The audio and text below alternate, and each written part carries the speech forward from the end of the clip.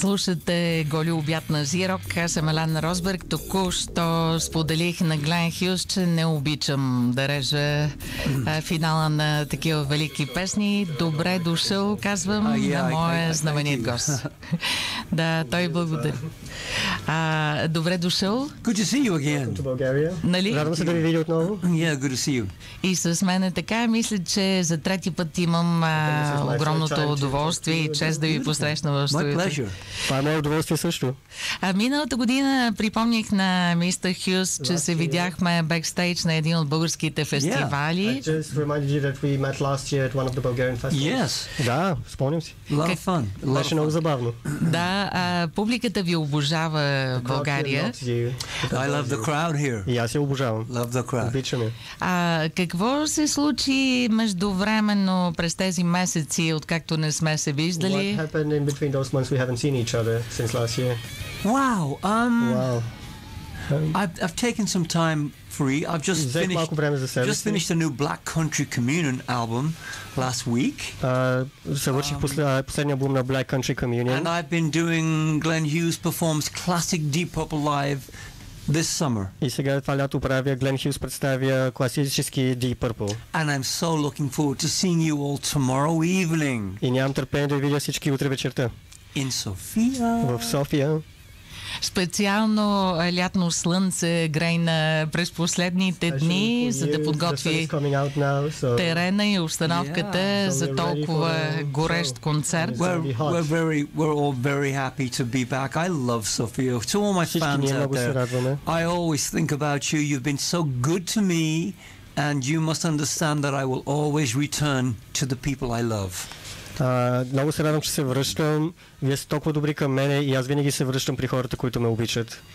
Не знам дали, господин Хюз, имате идея, но българите са така рекордьори по отношение на своята последователност в фенството си спрямо всички музиканти, които са минали през Deep Purple и техните солови изяви и като част от тази велика група. The Bulgarian crowd is actually really into every single member of Deep Purple and they follow their career separately and together. And they are just fans of all your work and everyone's work from Deep Purple, really. I can see that, you know. Аз го виждам това и го знам това. I can see that they are fans of each member. Виждам, че са фенове на всеки един член. And I really do appreciate that. И много го оценявам това нещо. Случвало ли ви се така съвсем наскоро да си пуснете целия албум Burn? И ми е интересно след толкова много години, 50 години, половин век след създаването му, какви са вашите преживявания? Have you listened recently to the whole Burn album from start to end? And after 50 years, half a century, what has changed? How do you feel about it now? Well, the songs are a legacy. Песните са легендарни. I mean, the whole album is a great piece of work. It sounds great today. Some albums don't sound so good, but the Burn album sounds majestic, it sounds authentic, it sounds very real and honest. Някои албуми не звучат толкова добре, които съм правил, но Burn специфично продължава да бъде автентичен, продължава да бъде натурален, продължава да бъде истински албум и това ме радва, че продължава да звучи това нещо по ден днешен.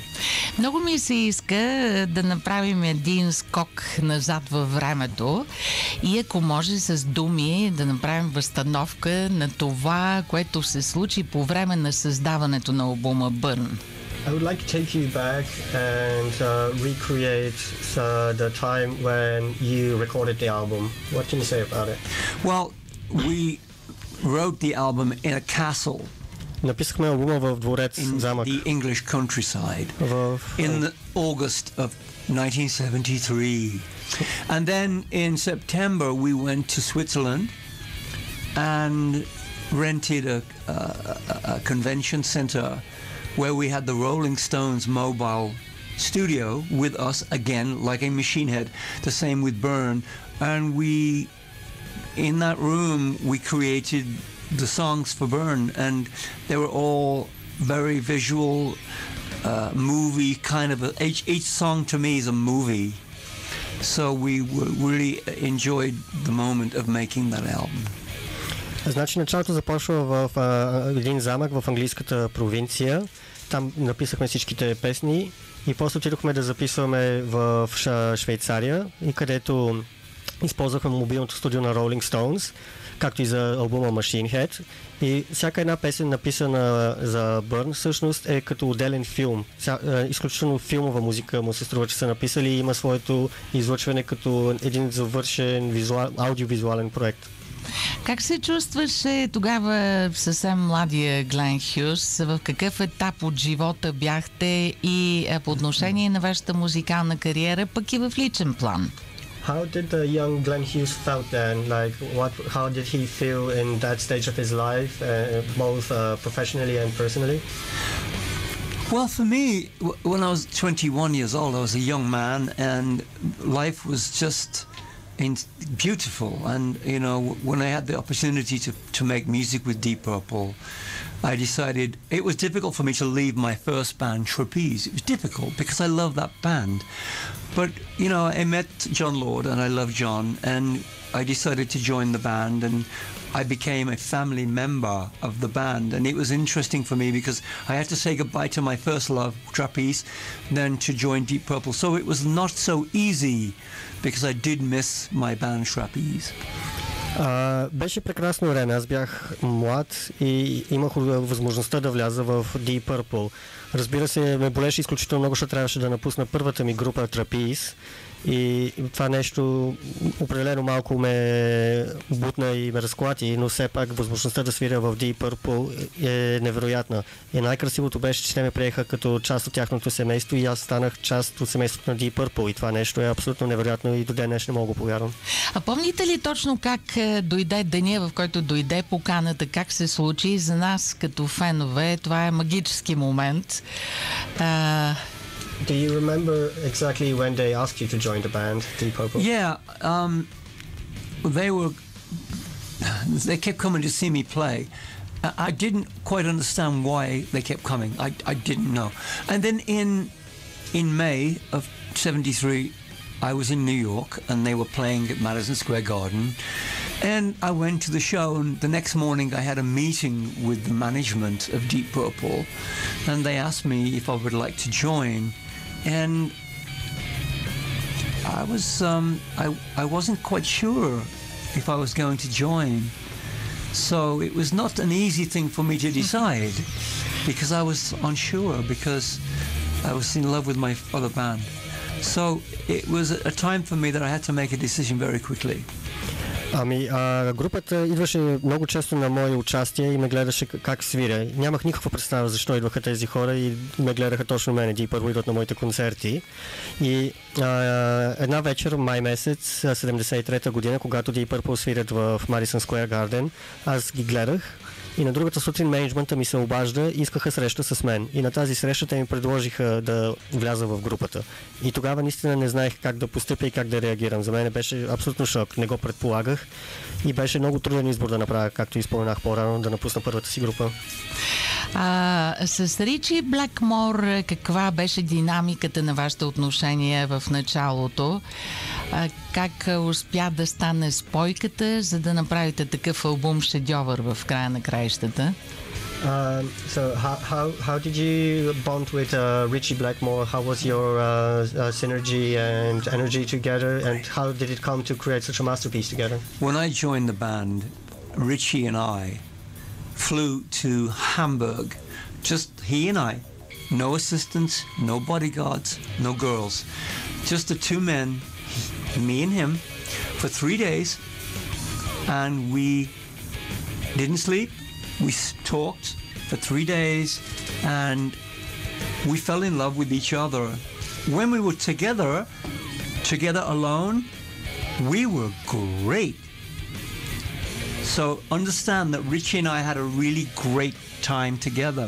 And then the band started working. I didn't see much of Richie after that, because he liked to be alone with me. But when we were alone, We were great. And when we were in the band, it was okay. But he and I together alone was fantastic. So please remember, although Richie may have been difficult and strange and silly but beautiful, he's an amazing guitar player. But when Richie is alone with you and gives you all of his time, he is great. Когато влязох в групата, с Ричи заминахме за 3 дни в Хамбург. Без асистенти, без менеджмент, без момичета, без никого. Двамата стояхме 3 дена в Хамбург и не сме спали изобщо. Само говорихме. Когато си насаме с Ричи, той е един невероятен човек. Той отделя цялото си внимание за тебе и това го направи за мен. След като се върнахме от Хамбург, почти не го видях. Той не обича да бъде сред групата, не обича да бъде сред хора. Той е изключително самостоятелен човек, предпочита да бъде сам. Но когато ти си сам с него, той наистина ти отделя целия свят и това е едно невероятно негово качество, което оценя. Другия нов човек по това време на борда е вашия приятел Дейвид Ковърдейл. Вие направихте ли си такъв вътрешен тим, двамата, подкрепехте ли се по някакъв начин и пак ми е интересно от артистична гледна точка как се случи така добре да хармонирате и да си напаснете? The other new guy at the Purple was David Coverdale when you joined. Did you guys create your own sort of team of the new guys, and how was the dynamic there? Is there something special you want to share? When David joined the band 6 weeks after so when he came in, I immediately made friends with him because he was a little nervous, and on the audition he was a little nervous and he was drinking scotch whiskey. And John, Richie and Ian went for lunch and David and I stayed in the studio and he and I wrote a piece of music together. And when they came back, we played it to them and it was great. But I made friends with him and we've always been very, very good friends. Значи, Дейвид Ковърдейл влезе в групата 6 седмици след като аз влязох и си спомням, че беше изключително притеснен и нервен още на самото прослушване за групата. На самото прослушване той изпи една бутилка скотч и след като влезе в групата един път останалите от групата ни оставиха двамата сами и ние написахме с него двамата една песен и я представихме на останалата част от групата и всички бяха много впечатлени от работата ни заедно. А коя е песента всъщност? And what's that song that you wrote together? It's never been used. No one's really heard it. Никой не сме използвали. It's just 3 or 4 chords on the piano. But it's a moment where you can hear David and I have the same vibrato in our voices. The same way the tonal quality of our voices, as you can hear on Burn, the album, those two voices sound the vibrato in the voice, you know. So this particular piece of music that we wrote was never heard by anybody, but we look back at it and it was maybe the start of the Hughes and Coverdale duo, you know, the two vocals together. Тази песен също никога не е издадена и никога не е записвана и никой не я е чувал, но това беше началото, в което ние осъзнахме, че нашите гласове много си приличат, вибратото ни много си прилича и тази песен, която написахме тогава, обзето беше началото на така нареченото Хюз и Ковърдейл дуо, и което може да чуете в албума Бърн, как двата гласа си се допълват един друг. Да, за мнозина, може би за милиони фенове по света, вашата вокална хармония, това съчетание на двата вокала е изумително и много хора може би се надяват да запишете някакъв албум, в който да се съберете двамата на вече толкова зрели, как да кажа, season, както е на английски, неовкусение с много нюанси, гласове и бекграунд. Дали въобще е възможно това да се случи? So for many fans, in fact millions around the world, they know and love the synergy between you and Coverdale in the voicing. So my question is, do you think now there's a chance that you two would ever come together and write something together as the mature and seasoned artist that you are now? We have spoke about it in the last 10 years a couple of times, but David, you know, he's been very busy, as I've been very busy. So the window of opportunity is closing because I'm not sure how long David wants to continue. And I am so damn busy that, you know, if he said to me tomorrow, let's get together and maybe do something, I would find the time, but I don't wait for that opportunity because we've had that time. We had a great legacy. A lot of people would love to see Glenn and David together on one more tour, but I'm not sure. I mean, I think fans would like that. You never know, but I'm not sure. Ами, работата е там, че Дейвид и аз самия сме много заети. Говорили сме за това нещо през последните 10 години, но просто не можем да намерим време. Аз самия съм много заед, но ако примерно ми се обади Дейвид и ми каже, хайде утре да запишем нещо, ще намеря време за това нещо и съм сигурен, че феновете биха харесали нещо такова. Но прозореца, за да се случи това нещо, все повече се затваря. Вече сме и двамата на възраст, не знам дори Дейвид още колко мисли да продължи, но знам, че феновете биха го харесали това нещо и ако се отдаде такава възможност, да, защо не го направим, но не го виждам пред мене в момента. И сега, преди да пусна едноименната композиция от Бърн, един така финален въпрос от първата част на нашето интервю. Как смятате, че Бърн продължава да влияе върху музикалния свят, върху следващите поколения музиканти след повече от почти 5 десетилетия реално?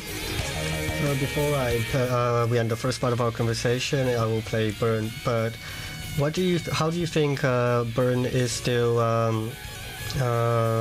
influencing today's music world? Like what influence had Burn on music and I think back then and now? There are a few albums I've made in my life that have gone forever, and when I meet a lot of musicians, famous or not famous, they speak about Burn as like such an important album. As I'm a member of the band, I don't think of things like that. I move on, but when people look back at Burn, when you play the album, you'll go, whoa, the two guys singing, Blackmore and Lord play great, Ian's playing great drums. It sounds fresh, it sounds new, it sounds youthful. So I just think it's a great respect and homage to an album that's 50 years old. So it still sounds fresh today. So I'm really glad a lot of new, younger musicians, some of are famous or not famous, people really appreciate the album. Ами аз съм част от бандата, която е написал този албум и за мен просто ние го написахме, аз продължих своя път, но се срещам с много музиканти, известни и неизвестни, за които това също е голямо вдъхновение този албум и ми казва, че това е страхотен албум.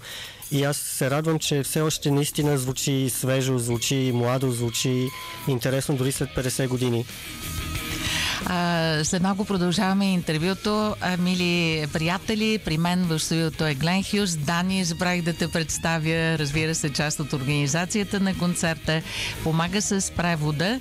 Останете с нас. Разговора ми с мистер Хюз продължава буквално колко ден преди големия концерт утре, който всички ние очакваме с нетърпение. Подробности за концерта след минутки. Не е за вярвания, не самия Глен Хюз е при мен в студиото на Зирок. Имам удоволствието да разговарям с него в дълбочина и да го върна 50 години назад.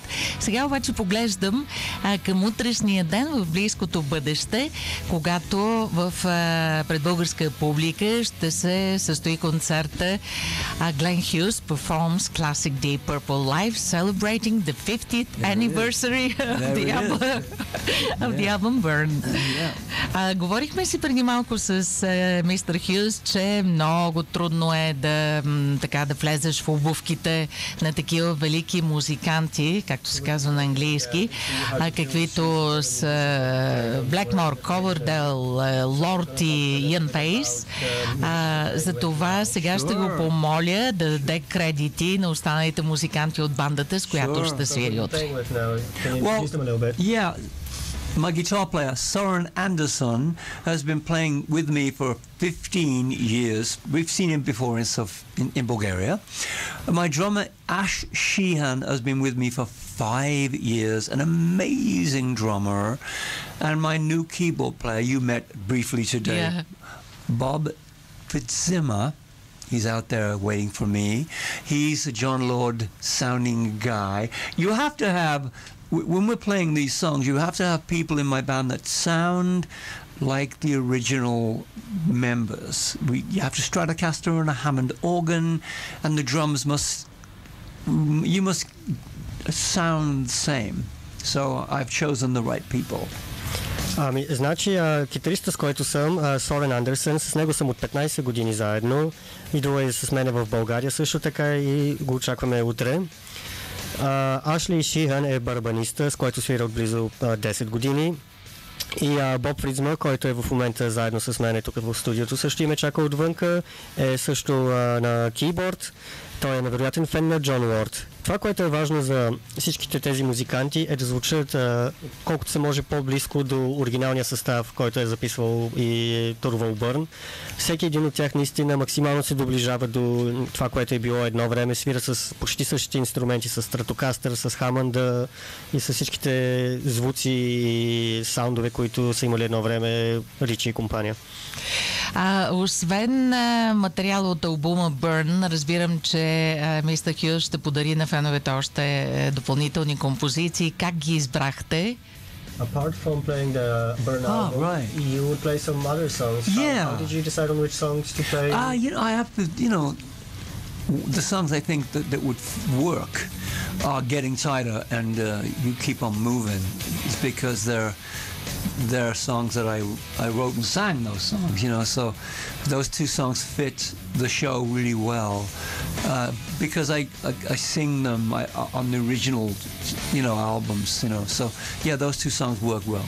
Ще има още две песни, които не са от албума, и тези песни смятам, че много добре се вписват с този албум, защото съм ги писал аз и съм ги писал в този период, в който е записана песента, и смятам, че наистина се вписват в цялата